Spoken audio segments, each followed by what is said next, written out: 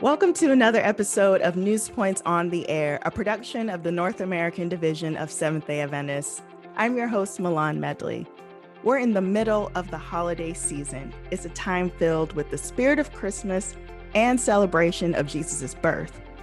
And with gift giving as a central theme for this time of year, many look for more ways to become more service-oriented. With this episode, I wanted to highlight a ministry operating in the heartland of the United States, known as the Renewed Hope Food Pantry. The weekly operation is a service of the new Haven Seventh-day Adventist Church, located in the greater area of Kansas City in Kansas. And this service was literally designated as an essential service by its local government officials. The church's pastor, Mark Tamaleaa, is here to talk about how the church went from serving 300 people a week to more than 3,000 due to the effects of the coronavirus pandemic. Can you briefly describe the history of the Renewed Hope Pantry? Yeah, so in fact, here in 2021, in January, we're going to be celebrating our 10-year anniversary for the food pantry. So 9 years ago, approximately, the food pantry started in a closet, and it's a good sized church, but we would have, as a lot of churches experience on Sabbath mornings, people would come in, they'd ask for food. They'd ask for gas money, they'd ask for cash, things of that nature. So a pastor, Shonda Nunez, and some church members took it upon themselves. They started buying some bags of groceries, some non-perishable items, and they were just kind of set up because we didn't want to give cash away. So instead, they started handing out bags of food. And it started there, and it went from that closet, grew to a room, then it's a couple rooms, and then eventually, 9 years later, it's grown to the way the church is set up. It's half of this hallway. The school is built, the church is built where they bought an elementary school. They built a church building onto it, so it's in one of the hallways that's been dedicated to the food pantry in serving the community. So it's grown quite a bit, and most recently during the pandemic, the operation has definitely increased. So so it went from a few people, a pastor who had a heart for serving the people with a couple members, to every week we do about 100 volunteers. Every week. Yeah, and we're going to get more into that, how the operation has grown, because you're fairly new. You're about a year or two at this. When did you come to New Haven? Yep, it's 2 years now that I've been here at New Haven Church. Yep. Awesome. So speaking of the pandemic, when did you start to see the effects of the pandemic with the people, or start to see maybe more people wanting what you provide directly related to, the pandemic? Yeah, I think that, probably immediately when our first stay-at-home orders came in there in March, I think that was across the country, but different states were all, applying that stay-at-home order, asking people to stay at home, and that only essential businesses would be open. And so right then and there, around that time, people weren't working, businesses were closed for the stay-at-home order. I mean, immediately the increase quadrupled of people that were normally coming to our food pantry every week. About 300 was what we normally served, 300 people, and it immediately increased to, right now we're averaging about 3,000 people. So my math isn't so good, but that's probably over. Mine isn't that great either, so we'll just roll with it. Yep, But that yep. to already serve 300 people by itself, that's a lot on a weekly basis. 300 is a lot of people, but to go from that to 3,000, that's substantial. And because of that jump, is that part of the reason why Kansas City officials called you guys or labeled you guys as an essential service? When did that come to be? Yeah, actually, when the stay-at-home order came out, it's being announced on social media, on the website, and definitely on the local news channel. Um, so we were unsure of what that meant. So stay-at-home orders, and we had the discussion in our own pantry board. Hey, do we still stay open? We're still serving the community. People rely on this food every week. And so we made some phone calls. We made phone calls to our partners that Harvesters is our big partner. But we also made some phone calls to our local city officials, just but we couldn't get a hold of a lot of people. But a phone call that I had made to the local city was, immediately returned, and I had left a message with them. I had sent them an email, but it was immediately returned, and they called me, and she said, this very nice lady was on the phone. She said, Pastor Mark? I said, yes. And she said, oh, yes, you are definitely an essential organization, and we need you to stay open. We've deemed your church as an essential business Wow. to our city in this area. So, that confirmed what we needed to hear to move forward with the mission of serving the food in the community. And then our partners, who supply us the food, it's Walmart, it's Sam's Club, it's Costco, it's all the grocery stores, Price Chopper, and different stores of that nature. We work with a lot of different stores that provide the food that we get. And so we continued that coordination, and everything just from that point on, with everybody closing. I think probably the bigger thing was we weren't ready to, we weren't that big yet. But what happened was, I really say this is a God thing, but some people before me in my 2 years here had this vision to serve the community. And so there were things already in place that when the need for us to grow, when our partners called and they said, hey, listen, we've got a ton of food. Some of it is going bad. We need to get it out to the people. We've got grants that are coming into us, and we need to get it, so we've got all this food. Can you increase your output from what we normally do? And we're going to quadruple that, so we were getting about, 5,000 pounds of food, 10,000 into about 30,000, 40,000, 50,000 pounds of food. So we were kind of already in place. We weren't serving a lot of people yet. But when they asked us that question, our answer has always been absolutely. And then we went back and then we started praying and planning, and it's like, how are we going to do this? And so that's exactly what we ended up doing. So we moved forward with that. We changed the logistics of some of what we normally do, and that's how we were able to increase that way. So I say that to say that, we didn't know exactly what our potential was to be able to do this. Mm-hmm. But I always say, because people are like, oh, Pastor, wow, you're doing such good work and you've done this. And it is good work. But there were these visionaries way before me who said, man, we've got to start this. We've got to build this. And it was built to grow. And so when it came time for the need in the community, we were able to step up and help out and be a part of that answer for the community.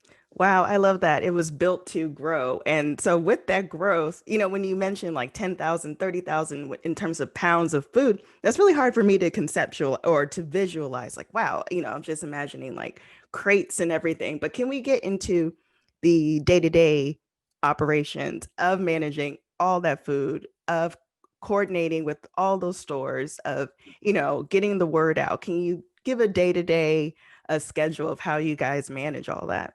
Yeah. So what I'll say is I'll kind of work backwards. On Tuesday is our big mobile pantry. We give out all the food that we get. We don't hold on to any of it, because we are confident in the supply of food that's going to come as soon as we give out all this food on Tuesday. So immediately the next day, sometimes even Tuesday afternoon, we start our volunteers and kind of have a structure in place. They start collecting food. We've got, like I said, volunteers, close to 100 of them. They have their routine and routes they go. Just 60-year-old lady that's, her job is to go to these 3 grocery stores 3 times a week, and she picks up bread. That's her job. She has a key. She comes in. There's a system in place. She puts it in different cooling rooms. And so there's a lot of that. So right away on Tuesday, we start collecting food again after we've given out. Wednesday, Thursday, we're picking up a few thousand of food. We go and pick them up. And so there's all these different places that we pick up, and we just gather. And Sabbath, we're gathering. Sunday, we're gathering. Monday, we're gathering. And on Tuesday, we get rid of all of the food. And then we start the process all over again. And so it involves a lot of dedicated people who, are just dedicated to serving the community. And so that's just kind of how it keeps going on the backs of these awesome volunteers. Yeah. So this is only one facet of your church, this one service. So it sounds like you have like a lot of members involved. What's the membership engagement? Do you have like a lot of cross collaboration with different ministries within your church? Because it seems like it's kind of requires all hands on deck. Yeah, no. So crazy enough, I would say the 100 volunteers, probably 70% of those volunteers are not members. Wow. I would say the core of it are members, right? But what has happened is we have partnered up with other churches have heard about what we're doing. They weren't built for the pandemic. And some pantries were open, but they weren't built for the pandemic. So they closed down because their volunteer base was made up of older members, retirees. And so they were at risk, so they couldn't serve. And so what happened was we ended up absorbing a lot of those volunteers from different places, including collegiates, who weren't in school. They were doing online stuff, including high schoolers. They're online. So, they were opened up to able to volunteer. So that's kind of how, I would say 30%, maybe 35% is made up of our church members. But the majority of our volunteers come from everywhere, from all walks of life. We have a website that people come to, they sign up, and every week, every Tuesday, we utilize those volunteers. So, yeah. Have you ever been in short supply for volunteers? So I'm not the volunteer coordinator, but I have a young adult that's in our church. She's a young adult leader. Her name is Jenny Silva, tremendous leader. She is our volunteer coordinator. So so I work with her and just making sure that we get these volunteers. So I always feel like we're short. We're always short.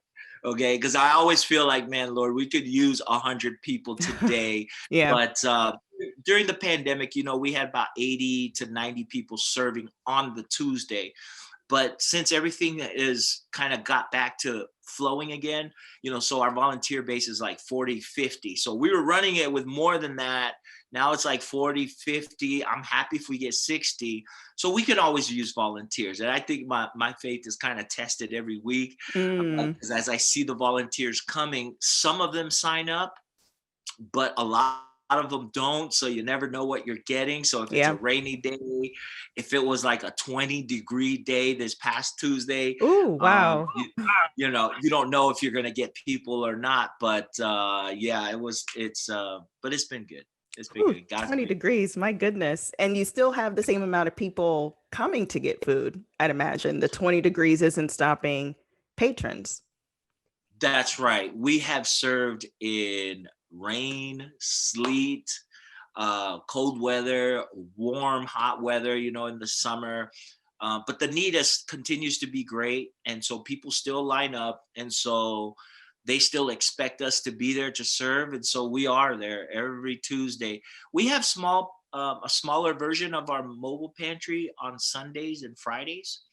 But this is our big one, is the one that we do on Tuesdays.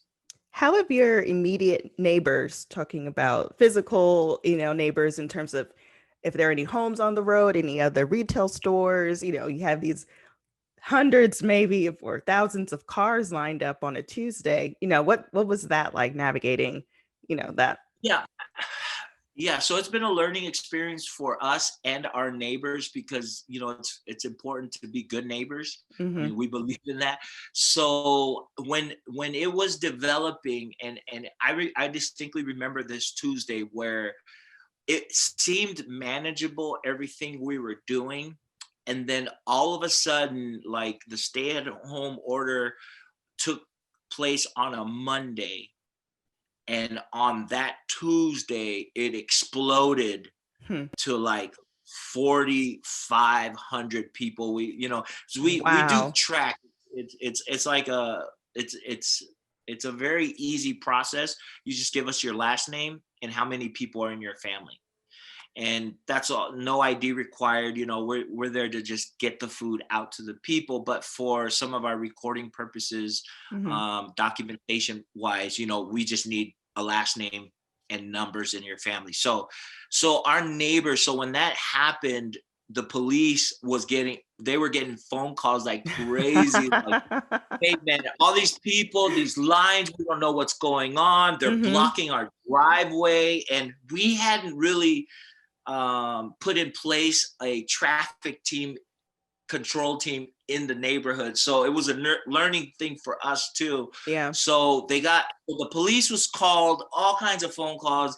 These cars showed up, like a few squad cars showed up with their lights on, Oh my and they pull goodness, what a up. scene. I know, they pull up and they're like, who's in charge? And everybody's like, him, right? So I rolled over there and I was nervous. Yeah, of course. And I was nervous. I was like, hi, how can I help you? And they're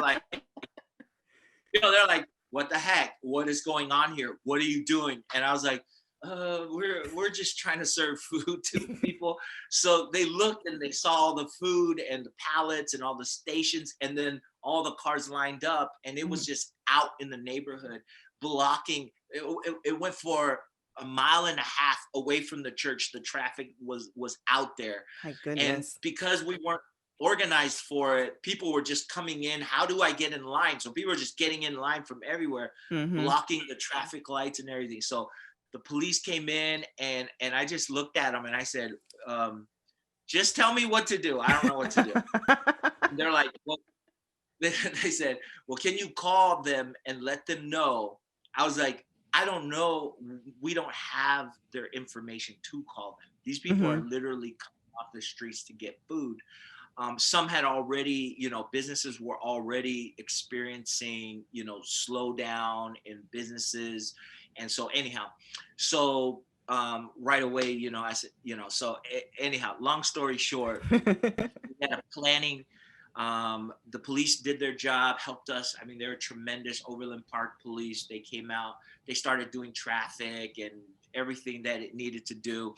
And then we immediately that day, actually the next day, we had a meeting to go over, and they had an expert. It's a traffic control expert in the sheriff's department. Oh, So they came wow. over. Yeah, we sat down and we said, okay, how can we do this? We love what you guys are doing. We want to Hmm. support what you're doing. Our city officials, administrators within the city are saying we, help them. Hmm. Hmm. So the police department was helping us. And so we put something in order in the following week, and then every week after that, till today. And we're talking about what, 8 months later, they always have a police presence there helping us with the traffic. So everything is smooth now. Our neighbors love us. I mean, I don't have the letters, but every week, we have neighbors stopping by. Thank you for what you're doing. Here's a little gift card. Continue doing what you're doing. And then we had to do some PR. We sent notes out into the neighborhood, and this is what's happening, and we'd love to give you food if you need it as well. But I think we've been working, really closely together with our neighbors to make sure that, we are able to continue serving and not making it a huge hassle for our neighbors as well. But they've been tremendous. Wow. I'm just like reimagining that scene, of like all these people coming, all that food there and police sirens, but I'm so glad it all worked out and it's continuing to work out smoothly. But I want to ask a brief question in terms of how did all those people know to come to you basically overnight? Are they referred by your local county? And, how does that work? Yeah, great point. I think what happens is, for example, if you're a church, there's a social work aspect that we as pastors already have. When our church members need something, you're just aware, oh yeah, that place over there is where you can get food. Oh, that place over there you can get you're able to, you can apply to get services for your electricity, if you're getting ready. So you just kind of learn that instinctively as a pastor. And so you try to point people that way. I think that there's a lot of that happens out there in the community where people have recognized that we are a church that you can get food from. So I would say, one, it's definitely word of mouth. Secondly, we didn't know this, but the big explosion that happened that one day I was telling you about, where it was just like crazy, was a radio station had gotten on and announced, hey, if you guys need food, there's this place, very easy to get food. You just get in line and they'll just drive through and they'll fill your trunks up with food. So that radio station started advertising that for a day, the day before. Wow. And so that was a big part of it. And because we try to do surveys, we're like, hey, how did you hear about us? And then also our big partners, Harvesters. Harvesters is the big distribution company, nonprofit organization for foods. So Walmart sends them their stuff. All these different grocery stores and all this, they send their food items to these people. And then from there, they distribute out to pantries, organizations. And so we're a pantry that receives stuff from Harvesters. So Harvesters has a website and people sign up there and they know not only can you receive food there, you can also volunteer there if you'd like. Are you guys planning to do anything specifically for the holidays? Any specific food item or anything else you're putting in, their trunks, any adjustments made specifically for the holiday season? Yeah, I think, we just finished our Thanksgiving, rush. And so that was pretty cool. We partnered up and this is by far, I've been doing a lot of turkey drives and different things, but this was by far the biggest one I've been involved in.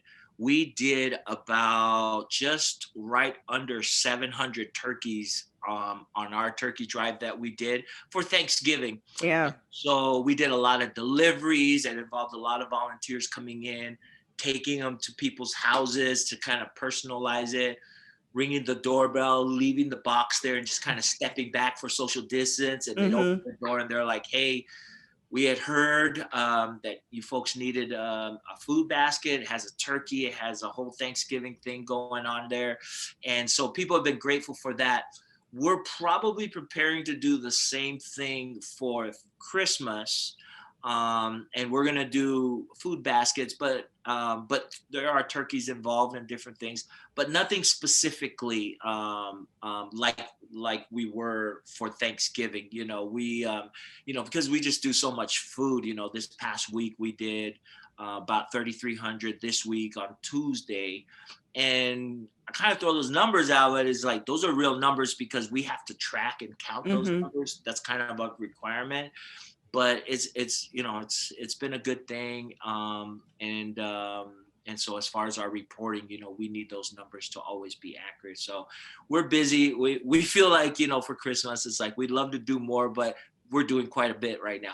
Yeah, absolutely. What has surprised you most throughout this whole pandemic season?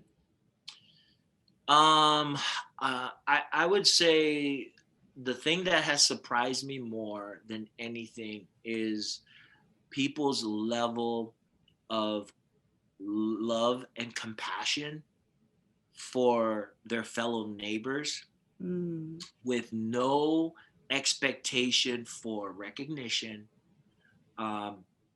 tax deductible receipts. Nah, I don't need it. Here's a $200 gift card, grocery card. Please, buy some stuff. Well, can I take your name? And no, it's okay. They're dropping off checks. They're coming in. They can't afford that. So they come in. I'm going to serve, for 3 hours on Tuesday. Like, that has been the biggest surprise to me, that when those who are in need, there are so many people who are in need themselves, who are thinking not of themselves, but they're thinking of others. So they come and they help serve. And I'm looking at them and I saw what they drove in. Some of them get dropped off and they come to volunteer. And so we put in place something, because we recognized it as we were watching, that our volunteers needed the food themselves. Wow. So that has been the biggest thing for me, and probably the most inspiring thing too, is to see that a lot of people are thinking of others before they think of themselves. Wow. About how long do you think, it seems like, we're going to deal with this pandemic for a while, but even after, vaccines and all that, and maybe start to see the economy bounce back at some time in the future, not sure. But how long do you think you'll be serving these high numbers of people? So we work with all those organizations that I mentioned, and Harvesters, the big parent company that helps us with this. I mean, they're a primary resource for us for a lot of things. And so one of the things that they have said to us is, they come to us and they say, hey, you've been doing this every week. Can you do this for the next 3 months? Then it went to 6 months. And then it went to, can you just do this through the end of 2020? We've already had that discussion. And our belief is that the effects of this pandemic will, as far as food insecurity, we believe it's going to be for another year. So we're committed with the city and with our partners that we'll continue going at this rate for the next year to serve the community, every Tuesday, rain or shine. Wow, another year. That's incredible. If someone wants to keep up with your pantry, if they want to see, they may not live in your area, they want to see what you're doing, go to a website, what website or Facebook page, how can they keep up with you? Yeah, absolutely. We have our website. It's newhavensda.org. And on there are all the ministries that are within the church. And so Renewed Hope is what we call our food pantry. It's Renewed Hope Food Pantry. And from there, you can click on there and you can get all the information. People obviously are able to donate, and we can give them a tax deductible, receipt for tax purposes. But there's also opportunities there for those who are in the area to consider volunteering, in various things. I mean, we're always needing, especially in this world of technology and virtual, we would love to have, I mean, we can, even people who don't live necessarily in Kansas, we would love an expert to help us with our website, an expert to help us with, just some of those things, our social media presence. We're on I just sounded old. We're on the Facebook. We're on the Insta tweet. Oh my goodness, I did that. Man, yeah. Anyhow, No worries. Yeah. we're on So Facebook, Instagram. Yeah, Renewed, New Haven Seventh-day Adventist Church. yeah. So newhavensda.org is Yeah. how they could go to the website. And, and for folks listening and watching, you heard him. They're going to be operating for at least another year with the same robust operation. So yeah, I encourage anybody to go to the website and see how they can help assist this ministry. Any final thoughts on this? No, I just, first of all, thank you so much, for allowing us to be on your platform. I think that is a way that we can continue, as our church, continue growing our presence to be able to keep moving this ministry forward. We've done 2, testing, dates that we do for COVID-19 free testing, Oh, wow. so we do that. I was just in a meeting yesterday, so we're launching, in January. Well, we've been doing this already, but we do blood drives as well with the Red Cross, and so there's COVID testing during that time as well. So I think just keep us in your prayers, and thank you for allowing us to be on your platform. I think that allows us to get the word out that, we're here to serve this community, and if you need what we have to offer, we're here for you. Yeah. And like your hat says, we live to bless others. Oh, Yep. shout out to Pastor Soli. He's in California. Yeah, he's a good friend of mine. He pastors out there, and that's the motto of their church. And so I was like, that is such a great motto, because Perfect. Yeah. Yeah. Thank Mark, you. thank you. Appreciate it. Thank you for tuning into this episode of NAD NewsPoints on the Air. NewsPoints on the Air is edited, produced, and hosted by me, Milan Medley. This program's executive producers are Dan Weber, Julio Munoz, and Kimberly Moran. And the graphics were by Jonathan Lapointe. You can listen, watch, and subscribe to us on Apple Podcasts, Spotify, and Google Podcasts. Once you're there, be sure to leave a 5-star rating, nothing less, and leave a glowing review. Also, speaking of subscribe, make sure you've subscribed to NewsPoints, a weekly online digital newsletter with news stories, ministry resources, and special announcements. Go to NADadventist.org and then click on news. That's NADadventist.org and click on news. If you have questions for me, send them to ontheair@NADadventist.org. That's ontheair@NADadventist.org. That's it for this episode. We'll see you next time.